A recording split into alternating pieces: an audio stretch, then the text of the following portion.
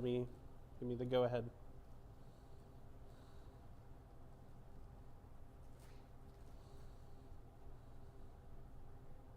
All right. All right, everyone. I went around and did a little bit of research, and building on some of my own study habits, I put together a little presentation just because I feel like starting out, it can be a little difficult to know exactly what the best method to study is. And obviously this isn't like a commandment to study this way, but there are a lot of tips and tricks in here, and hopefully like one or two things might be useful to all of y'all. So I'll be talking about the fact that you have other students on campus and how useful that is. I'll be talking about desirable difficulty, basically if you're having trouble learning, which I'm sure as a T1 it's going to seem like pretty hard, especially if you have no experience, but that can be a pretty beneficial thing to help you learn. I'll be talking about avoiding burnout, basically just to avoid getting to that part where you're just staring at the screen, disassociating. Yeah, I get there. Yeah. I'll be talking about study spaces, so like your physical, digital environment and how that's important. And then I have just a few other resources that didn't really fit in any particular place. So first I want to talk about other students, and that's kind of what to me is one of the main benefits of Atlas over maybe like an online boot camp, because you'll still have the drive to complete like work that is assigned to you. That's like something that you can't really do on your own, but that's also in an online boot camp. At Atlas, you have other students around you, and it's really nice because you can, if you're studying with your cohort, then you can do something like rubber ducking. Do any of y'all know what rubber ducking is? Okay, so I mean, you can obviously do rubber ducking by yourself with whatever. You can just talk out your problems, but it's a lot easier when you have other people around, basically to bounce ideas off of and go through your process, even if they're not 100% on the same page as you. If you're talking through a problem and maybe they just have like one-off comment that's like, oh, well, have you thought about it this way? Then that's like leagues better than just trying to do it yourself, trying to force your way through it. There's also this concept of body doubling, which I find really useful personally. So if I am around other people, I'm more concentrated, I'm like less distracted by random things. I can zero in on what I'm working on, especially if everyone else is working on the same thing or something similar, if they're doing work. I have accountability buddies, basically just other people around to help you feel accountable. If you're like, I don't really want to work on this today, but maybe your friend is working on it. Maybe if you're explicitly like going to study with them, then you have like all this extra incentive to work on something with someone else. And then finally, I also have professional relationships, just because it's great to have contacts with other people. A lot of my friends before I started were computer science people, and I can already like tell how useful that is. But even just coming into Atlas and knowing the other people who are like going to school here, you're going to have like dozens of potential like future contacts at other companies, at other organizations that can help you dramatically. Like if you want to get a job somewhere, it's not the craziest thing in the world, especially in Tulsa, if you will know someone at that place who got a job coming out of here or something similar. Study groups, of course, are a great way to combine all these. You're talking with people, you're rubber ducking with them, you have them in your space so that you're working together. Another student tutor, Haley, she was like, I would not have gotten through T1 without a study group.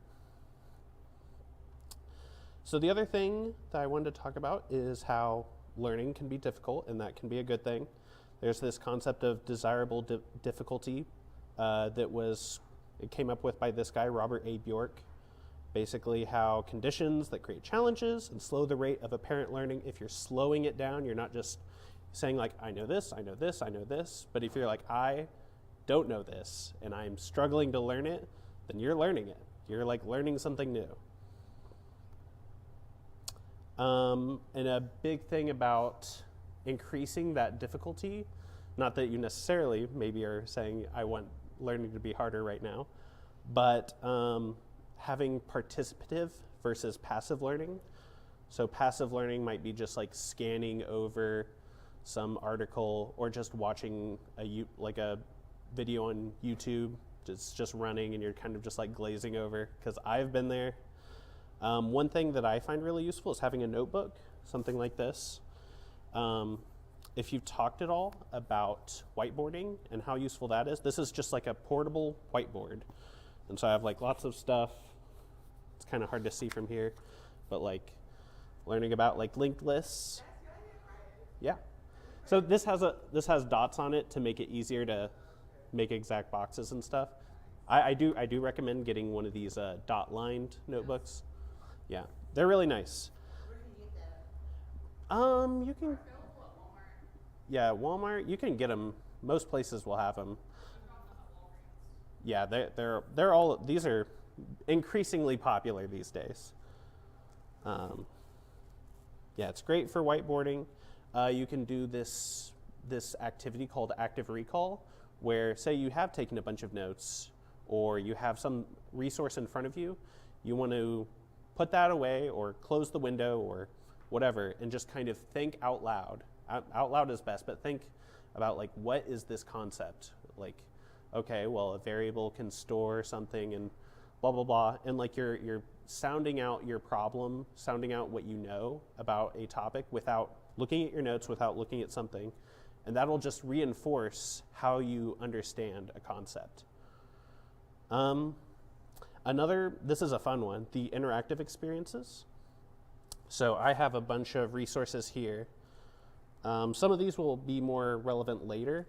So I have like Codecademy, which I really like. This is how I originally learned HTML and CSS. I don't know if any of y'all are going into full stack, but it's nice to know regardless. And so I know that a lot of y'all will be going into C#, and I was like, oh, let me just pull up the C#. No. This is.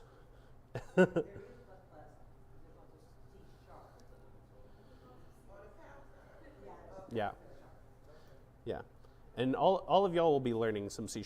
We never, my cohort never had to touch C#, so I'm like, if I'm going to be a student tutor, I need to understand it, so when y'all get to it, then I understand what you're talking about, what you need help with. Yeah, sure. So here, let me go back here. This is what you can do. Now, with this website, you have to pay for some things, but there are a lot of free courses, and I looked this up earlier. If I look up C, there's like, well, you can learn C++, but I saw, where was it? There's a free course here, Learn C, Pointers and Memory. That's probably the hardest concept that you'll have to learn in C. Oh, sure. Wait, for what? Oh, so this would be like a paid thing. No, I was talking about this right here. Yeah, if you start on one of these and it says free course, I definitely recommend it. You can, of course, buy a subscription. I think it's a little expensive personally, but they have sales sometimes. I don't know, make of that of what you will, but the free courses, definitely worth it, especially if you're just like getting into maybe a new language or a new concept, then these are great. I love them. I also have like some other random, I have Code Wars on here. This is just going to be basically similar to what you might do in your homework, but these are problems that are out there in the wild that you might want to look at. Maybe if you look at C and then you look at difficulty, I would probably go with like the easiest. That's like their own proprietary thing. I don't know. I just see that it says a difficulty between 8 and 1. 8 being the easiest in this case. And there are other websites like this. There's LeetCode. I know there are several others, but Khan Academy. These will just have like some problem. It'll break down a task for you, and it's like, how do you solve it? And then once you solve it, you can see how other people solved it. I have some other things. I kind of just saved this because I was interested in it. This is talking about SQL. I don't know if y'all are going to be touching this anytime too soon, but you know, they're just like these games that are really fun. This one is for learning CSS properties for selectors. That one's pretty nice. I've used this one. So if you're going into full stack, maybe look at this. Anyway. Also the try it yourself sections. If you've ever used like W3 Schools or Geeks for Geeks, these like resources that are almost always going to come up if you look up some concept.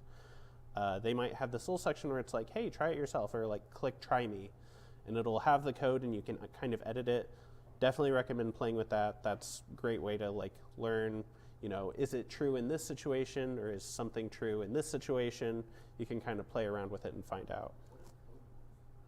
Oh, Code Wars was that one I was just looking at with like the difficulty with the 1 to 8. That was Code Wars.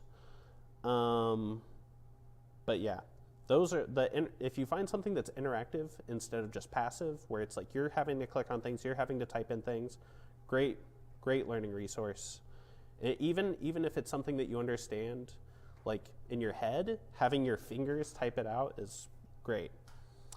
I also have some random tips and tricks. If you're reading, you might try just using an index card to like cover up what you're reading. That helps me at least when I'm trying to deal with like disassociating, kind of getting brain fog while I'm reading the same sentence 100 times over. And also with video tutorials. This is maybe one of the biggest tips in my whole presentation, at least personally. If you're watching a video at a very fast speed, you might have to like go back because you missed something, but it'll be much more engaging. You'll finish stuff faster. You'll be paying attention closer, because if you're not paying attention, you have no idea what's going on. Then I have a section on avoiding burnout, because that can definitely happen if you are working on this much material. One strategy is called interleaving, and that is where you are maybe learning about, say you're learning C and you're learning arrays, and you've been trying to figure this out, and it's like, well, actually I need to go back to pointers. Or it could be something entirely different. It could be maybe you want to learn more about bash. Just switching between topics and having it maybe kind of regular or smaller intervals than just like slogging away for hours at a single topic. It's a great way to learn. Somewhat similar is dual coding, which is where you are processing the same information in multiple places. So that could be, like on that last slide, I was talking about the interactive pieces. That could be maybe going to Codecademy and learning you're learning about pointers in C, and then you're like, okay, well, I've watched this video, I think I sort of understand it. And it's like, well, maybe I'll watch this video that I didn't really understand that well. And then you're suddenly picking up on all these new ideas that were kind of going over your head before. So that's dual coding, where you're processing in multiple places.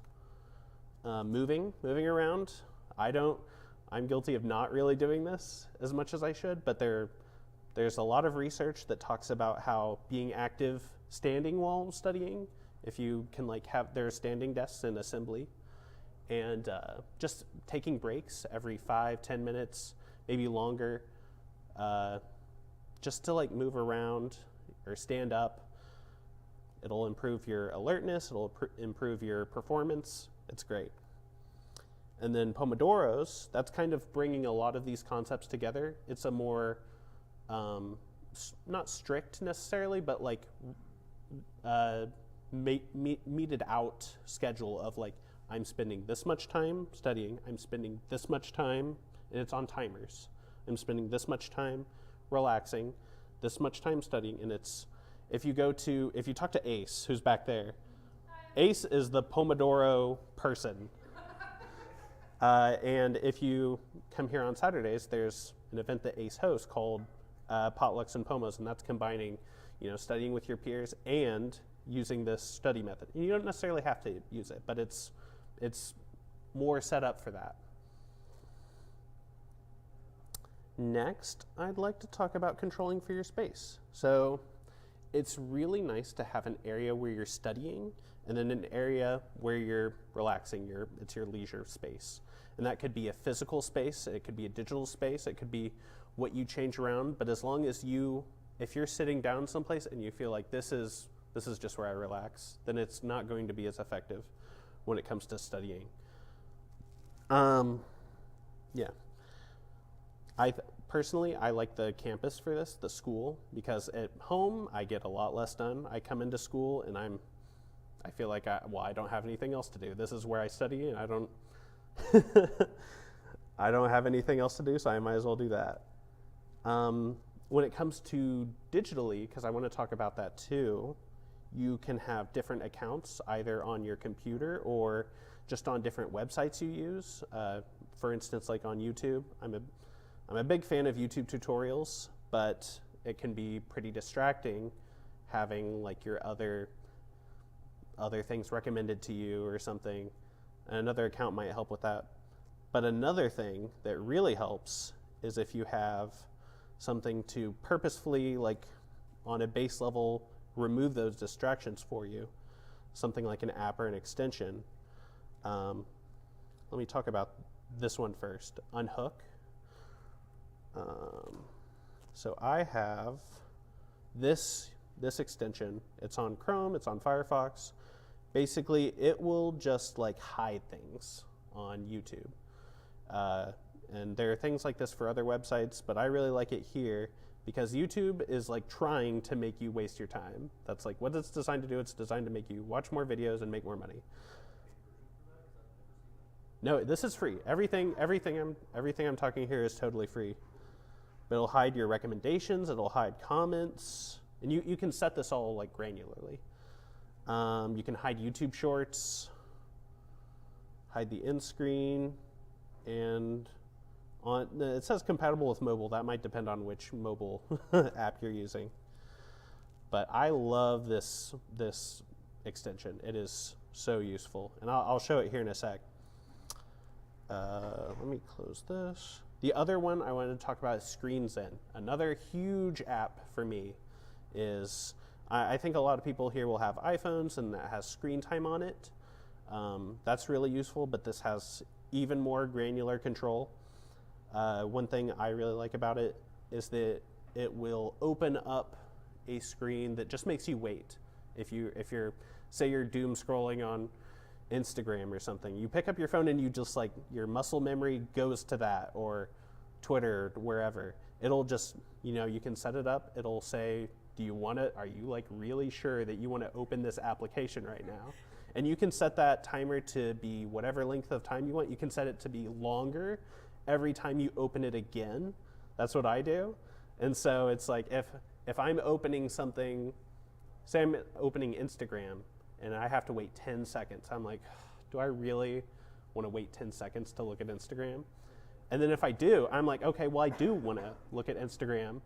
I open it again. It's like, do you want to wait 11 seconds? Do you want to wait 15 seconds? So it's great. I love this extension. This is also free. I'll have all these links in here, and I'll get this out to all of you.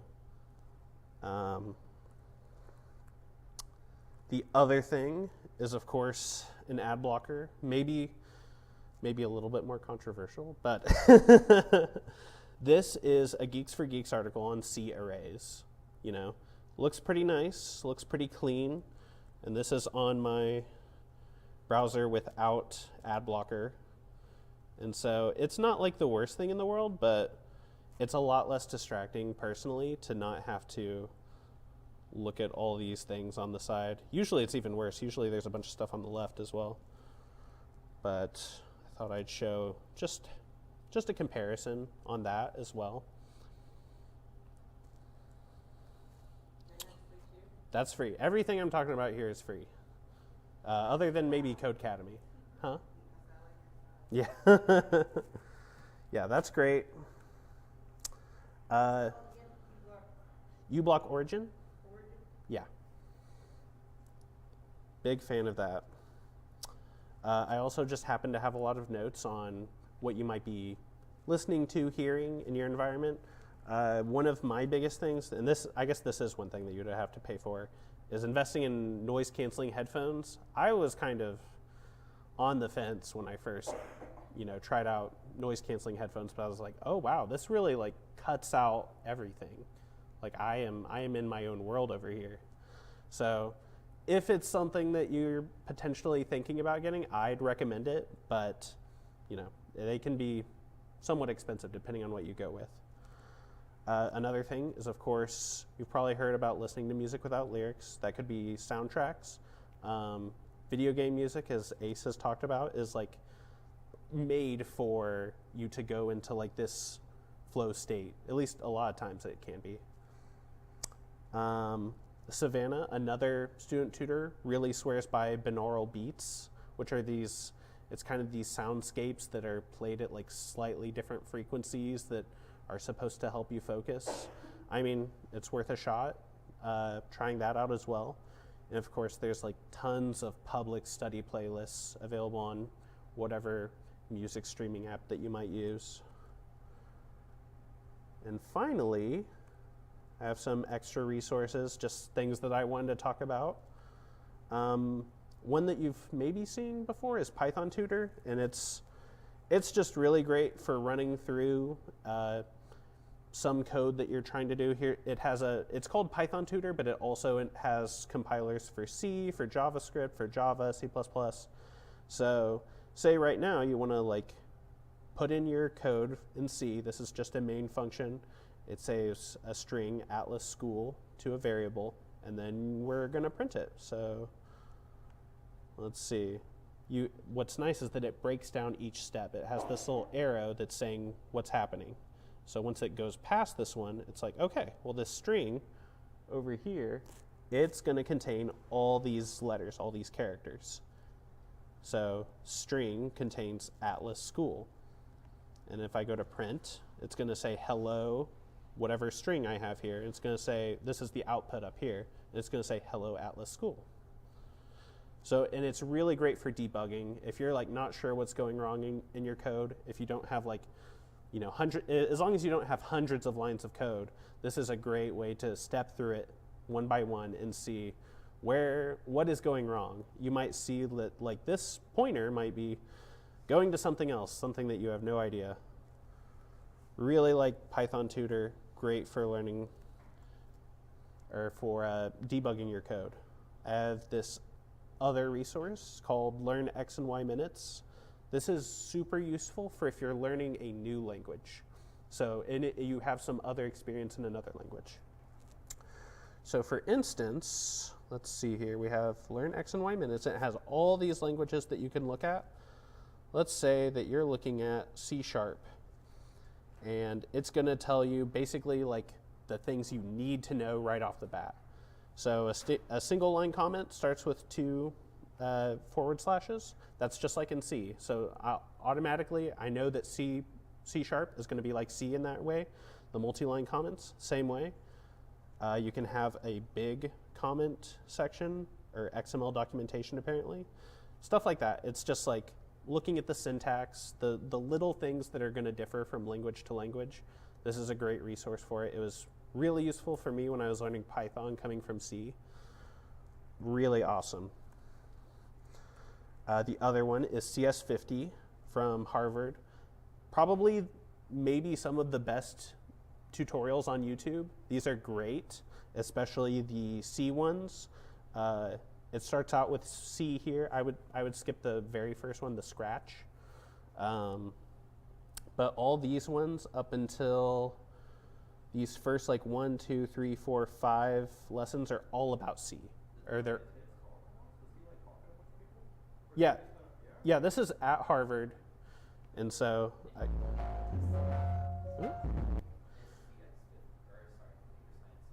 yeah, computer science. It's like if you've seen the title of our classes, it's like something 2 letters and then a number. That's the same way there.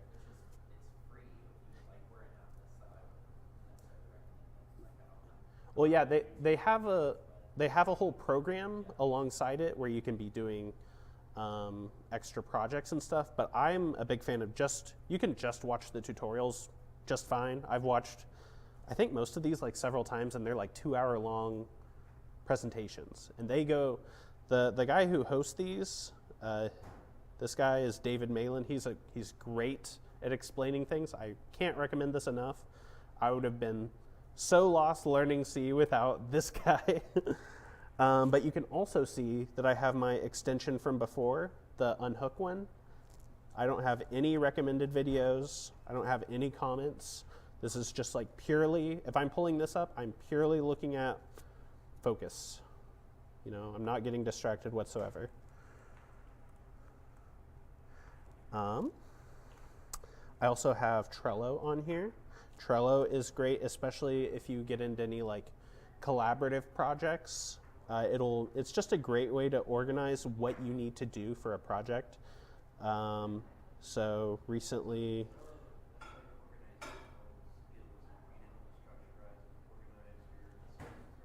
yeah,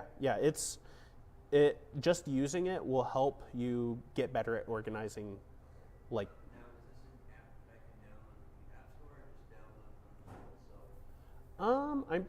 I'm sure they have an app. It's like a pretty well-known application, but I've only ever used it on the web. But like this was mine from a collaborative project I did with another person here at Atlas. We made a game, and so we only had a week to do it. And I basically loaded up this board over here, and I can move stuff around, like say something like this. This is something that made sense to us, where we would be moving from one board to another. These 3 are the things that we needed to do. And then over here, once we were done, we just put in the done category. And that way, like we both know, like I'm not working on this anymore, it's done. Or, you know, you could have, we make a bug one, put it in there.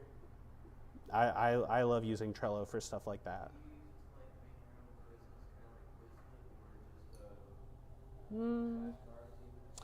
I do have another resource on flashcards. So that might be this next one. Okay, not yet. Actually, yeah, give it just a sec. I have another one right after this. The next one I have is called LinkedIn Learning. It's another video site, but I use this extensively when I was doing more like graphic stuff. I come from an art background, so I use this to learn Photoshop, Illustrator, stuff like that. And they have something for everything, but it usually does cost money, but if you have a Tulsa City County Library card, you can get in for free. And I linked to the page on the library, the public library, just talking about how to set it up and stuff. But once you're in it, it looks like this. And so here I've just searched C, and they have a complete guide to C programming foundations. They have transcripts, and you can set it to any speed. It's like basically just really nice YouTube tutorials, essentially. And it's broken down in like more granularly than on like a YouTube playlist or something in most cases. Lots of things on here. Definitely recommend it. The other thing that I wanted to talk about is, of course, this is the flashcard thing. It's called Anki, and you can get this on your computer. You can go here and just look up. If you're on the computer, you would use Anki Web, but they have a downloadable version as well. But I might go to something like Get Shared Decks, and I don't know I could look up something about Python, and these are just going to be like community made. Someone uploaded this deck of like Python code, and these are some examples. You know, say this is that. This is what would be on the other side of the card once you click it. So if I can do I can show one that I've already downloaded, which I just downloaded this Linux bash cheat sheet. Let's see if I know. Unpacking a tar file. Does anyone know the command to do that? That's you don't have to learn that. But I think it would just be Huh? .tar Yeah, you would use the tar command with these flags, X for extract, F for file name. You can and then you say how easy, if it was good or if it was hard. Again, just means like, I didn't know that at all. I need to get this card again. And basically, what Anki does, it does this spaced repetition way of learning where, say, I go through all of these. It's going to give all of these cards back to me at a later date based on how well I said I knew them. So if I clicked easy on every single one of these, it would wait longer to give me the card again. But if I said again on all of them, then I would be getting all the cards immediately the next time I open the app, if that makes sense. So like the more frequently or the harder something is, the more frequently it's going to say, hey, review this. I use this mostly for like language learning, but it can also be good for something like this where it's just like, what's a command that does X? What's a command that does X? What's a simple, one-line explanation of a concept? And if you're basically just saying, okay, well that was good. Show contents of a current directory. Do all of you know what that command might be? Yep. ls. So in that case, that would definitely be an easy one because that's something that you learn all the time. And, so on and so forth.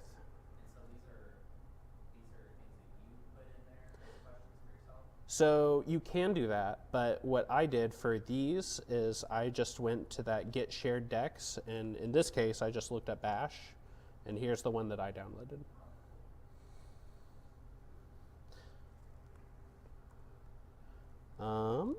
I think that might be it.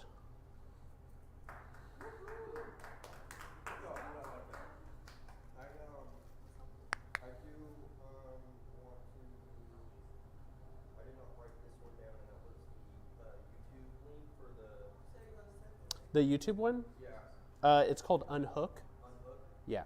And I will also be posting this later, but go ahead and ask if you need any things that you want to get right now.